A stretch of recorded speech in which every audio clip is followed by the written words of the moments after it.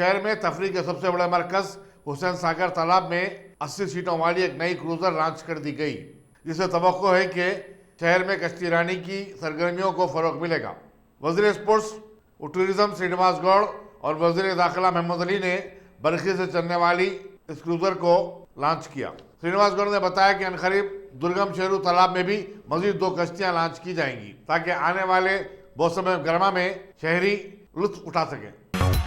Ambulance के जरिए एक दवाखाने से दूसरे दवाखाने को इंसानी आज़ा की मुंतकली के रिकॉर्ड के बाद अब हैदराबाद मेट्रो रेल ने बर्क रफ्तारी के साथ एलबी नगर कामरेनी हॉस्पिटल से जुबली हिल्स के अपोलो हॉस्पिटल को इंसानी आज़ा की मुंतकली का रिकॉर्ड बनाया है।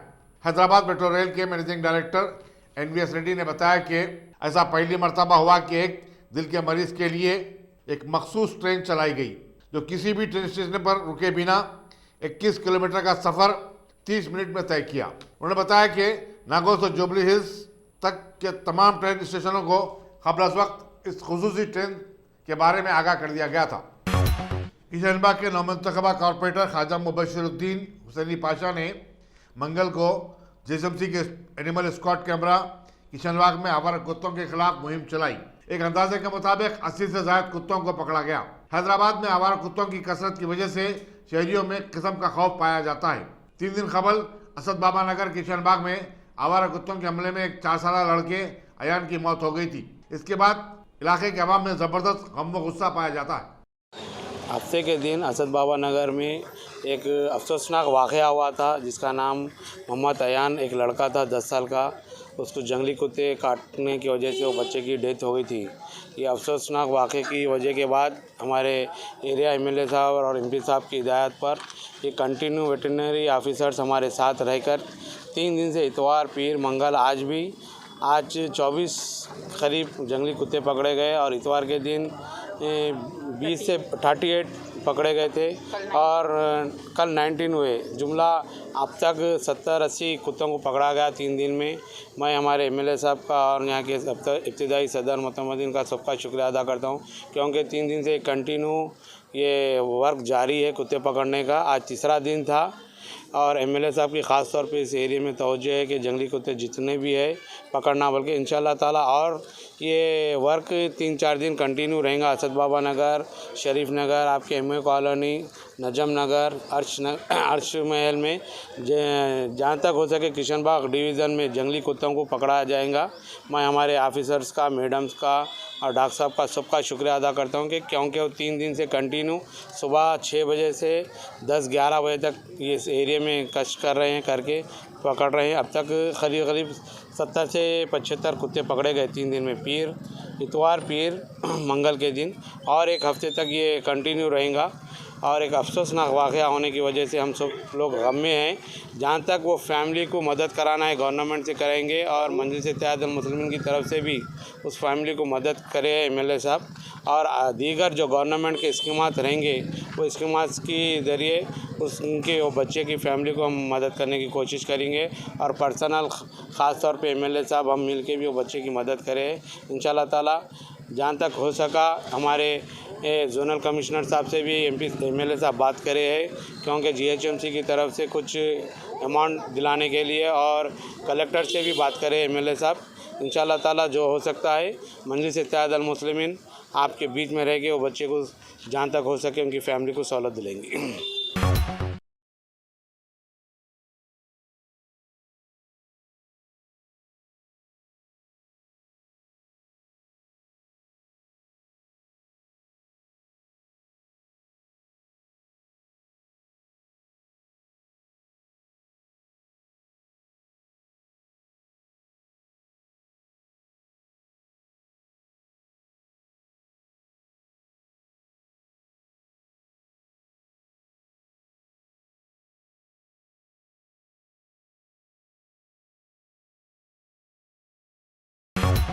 कुत्तापेट में वाक़ खांगी कॉलेजेस श्री चैतन्या और नारायणा के लेक्चरर्स ने कॉलेजों की कुशादगी के बाद इंतजामिया से मुतालबा किया कि वो उन्हें कोविड-19 के चलते लॉकडाउन की मुद्दत की तनख्वाह अदा करे और तमाम लेक्चरर्स की खिदमत को बहाल करे।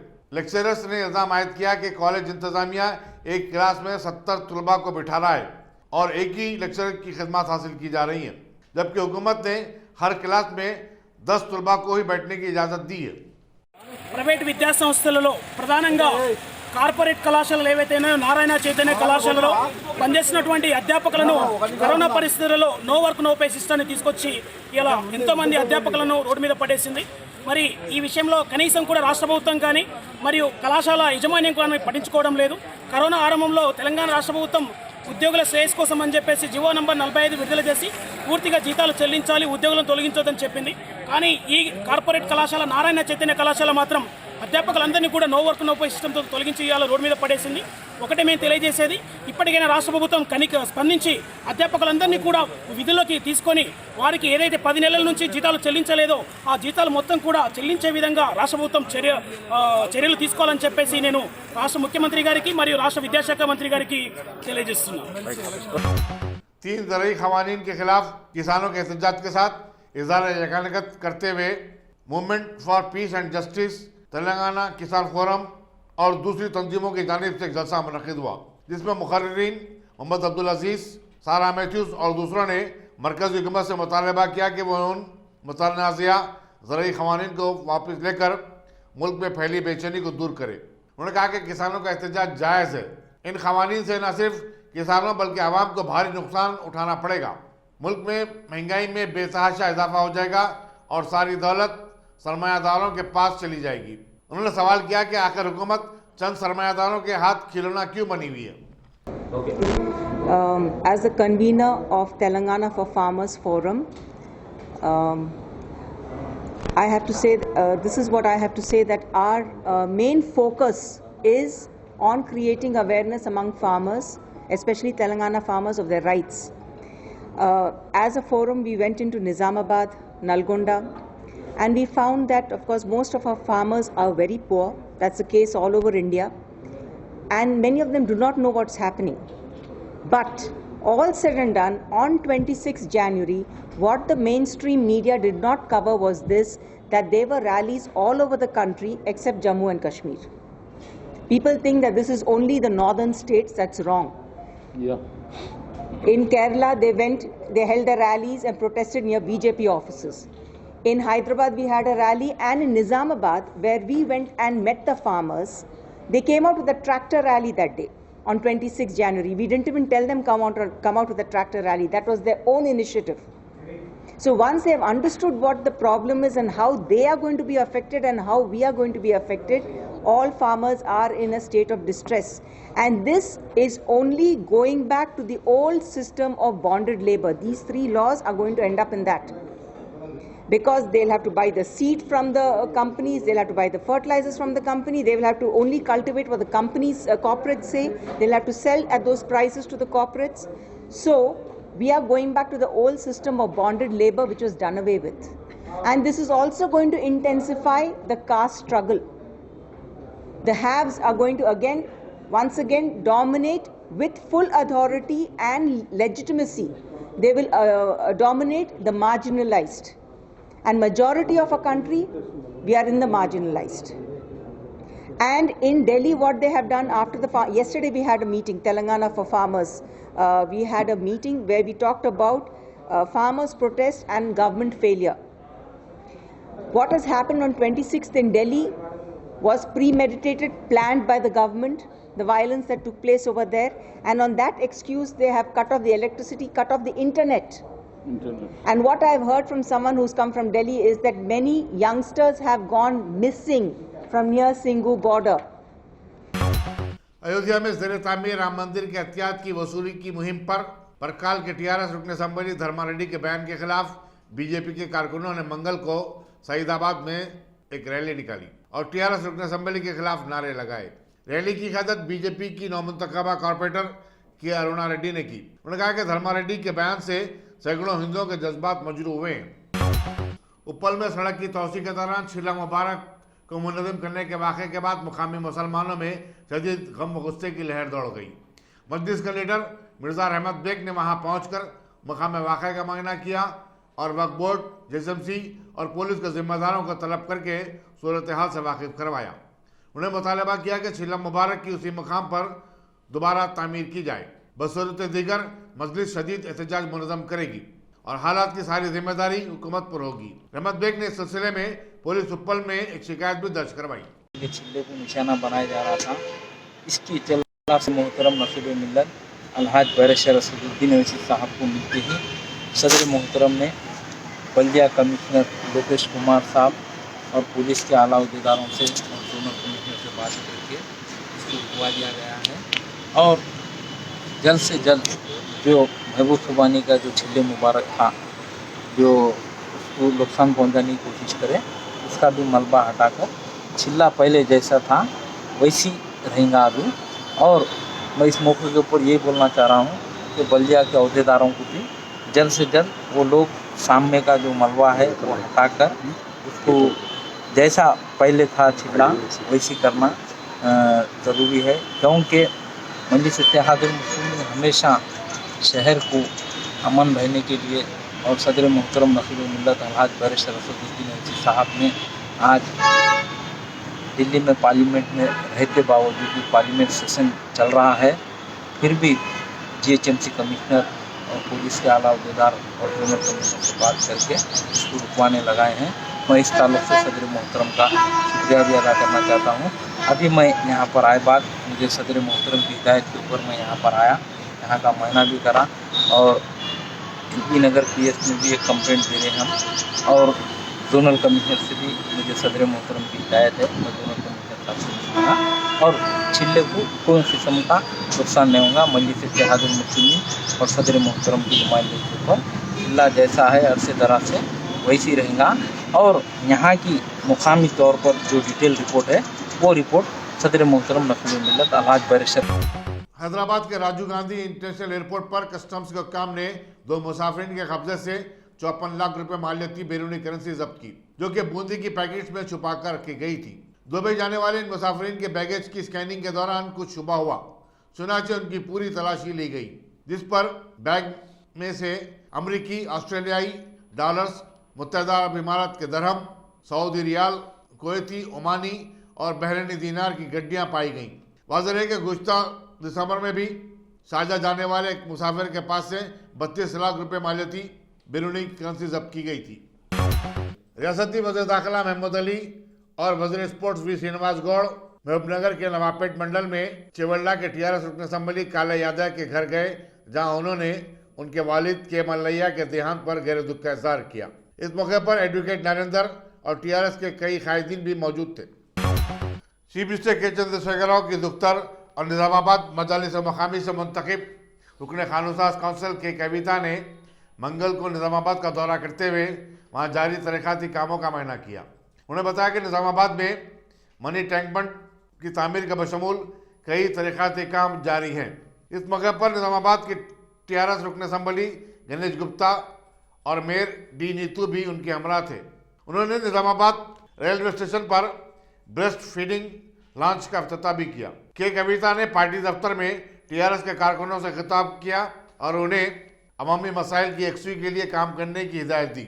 मीडिया से बातचीत करते हुए कविता ने कहा कि वो रियासत के तीसरे बड़े शहर निज़ामाबाद की हमाजती तरक्की के लिए काम करेंगी। उन्होंने बताया कि निज़ामाबाद को हमेशा अपने दिल के करीब रखती हैं। నిజామాబాద్ ప్రజలందరికీ కూడా తెలుసు, నిజామాబాద్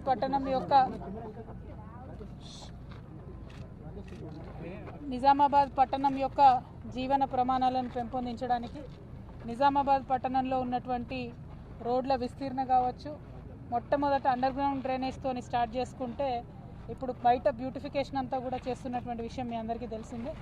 ఈ మొత్తం కార్యక్రమంలో, ఈ మొత్తం ప్రణాళికలో గౌరవనీయులు స్థానిక శాసనసభ్యులు గణేష్ గుప్తా గారు మరి అండర్ గ్రౌండ్ డ్రైనేజ్ దగ్గర నుంచి మొదలు పెడితే రోడ్స్ వరకు కావచ్చు, ఈ ట్యాంక్ బండ్ లాంటి బ్యూటిఫికేషన్ పనులు కావచ్చు, ఎస్టీపీ లాంటి మౌలికమైనటువంటి అంశాల మీద ఫోకస్ కావచ్చు, డబుల్ బెడ్రూమ్ ఇండ్ల నిర్మాణం కావచ్చు, కలెక్టరేట్ కావచ్చు, ఐటీ హబ్ కావచ్చు, నాక్ సెంటర్ కావచ్చు, ఇట్లా అనేకమైనటువంటి నిర్మాణ పనులు గత కొన్ని సంవత్సరాలుగా చేపడుతూ ఉన్నాము। ఒక్కొక్కటి పూర్తవుతూ ఇవాళ వస్తున్నటువంటి సందర్భాన్ని నిజామాబాద్ ప్రజలందరూ కూడా గమనిస్తున్నారు। మరింత వేగవంతం చేసుకొని ఈ పనులన్నింటినీ త్వరలో ముగించుకుందామంటే అదే తరుణంలో కరోనా రావడంతో కొన్ని పనుల్లో కొంత జాప్యం జరిగింది। మరి ఎమ్మెల్యే గారు కరోనా ఉన్నప్పటికీ కూడా తన శాయశక్తుల ప్రయత్నం చేసి మరి అనేక కార్యక్రమాలను తుది దశకు తీసుకొచ్చినారు।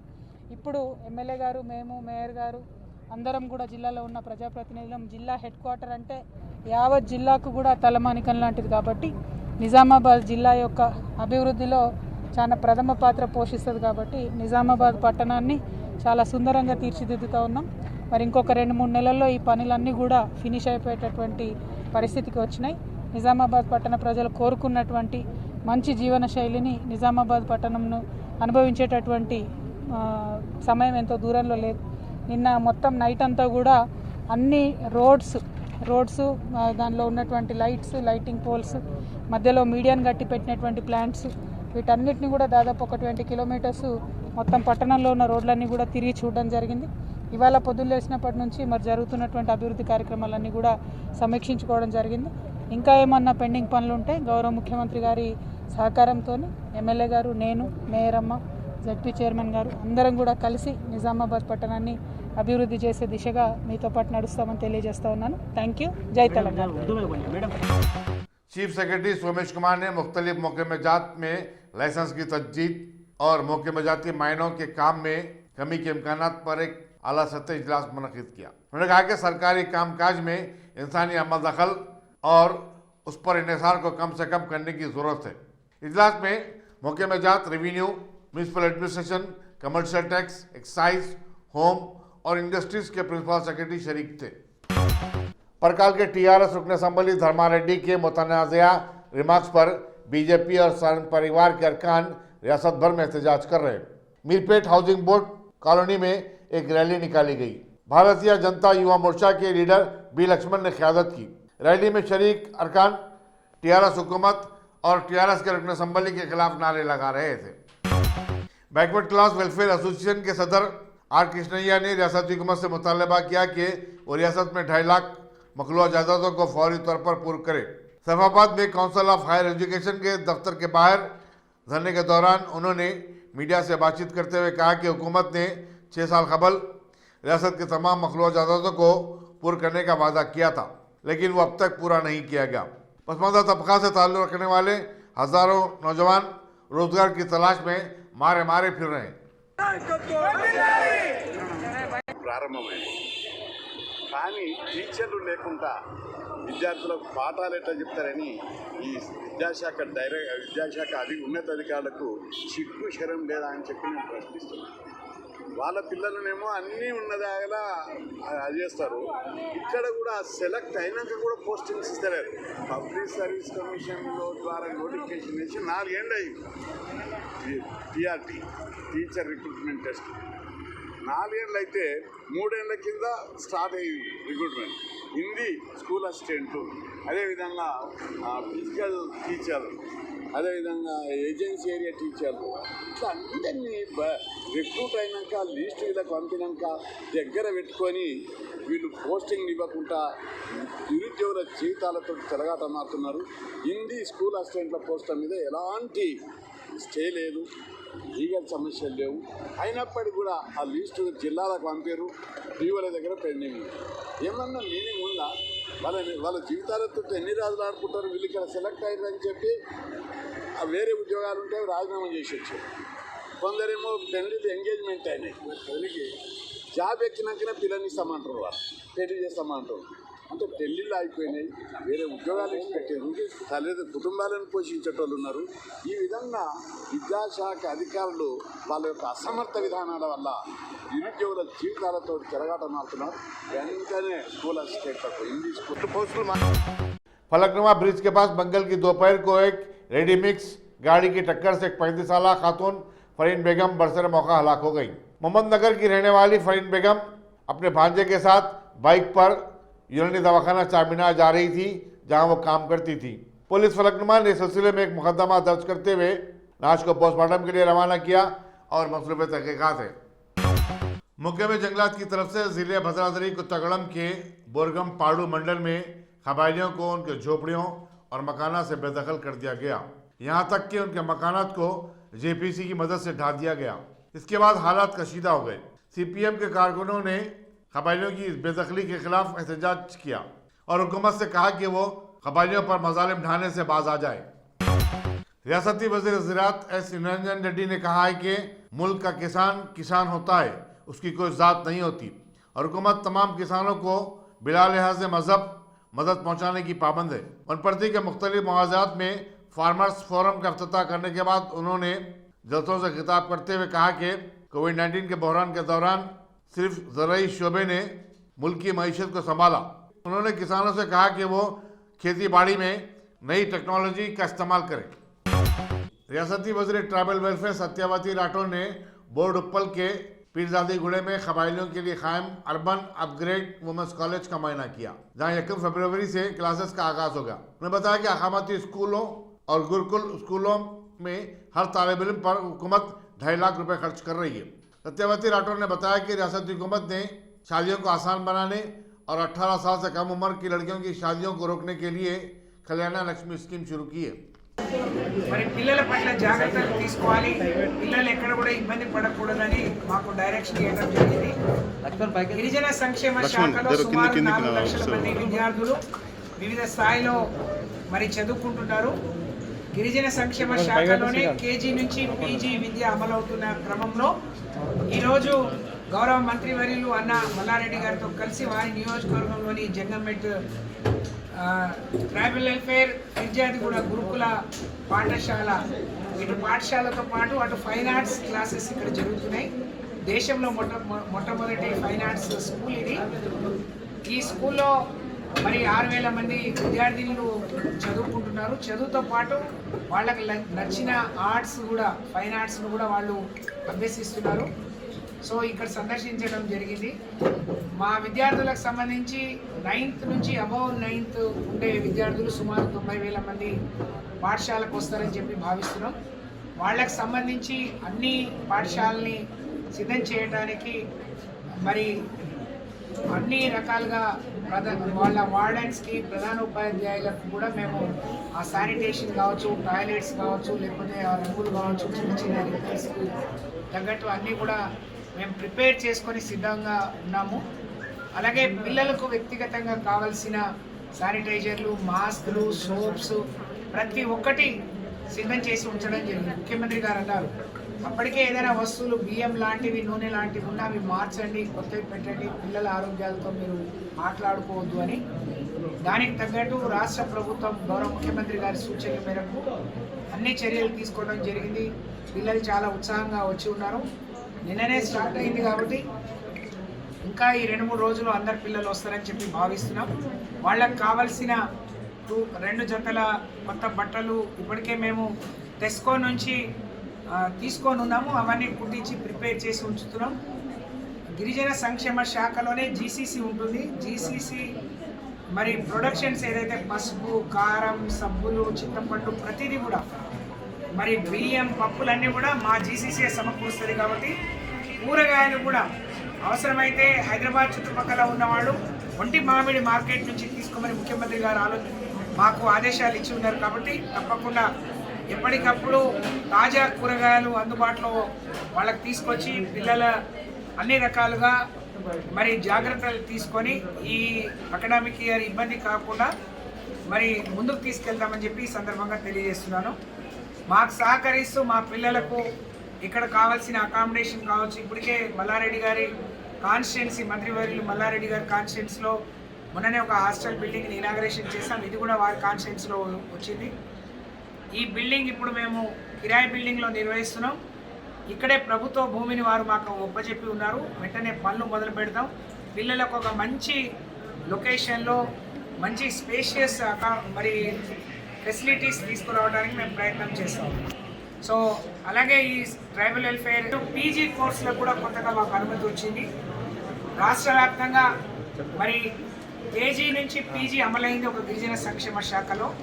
త్వరలోనే గిరిజన యూనివర్సిటీకి కోసం ఢిల్లీ వెళ్తాం.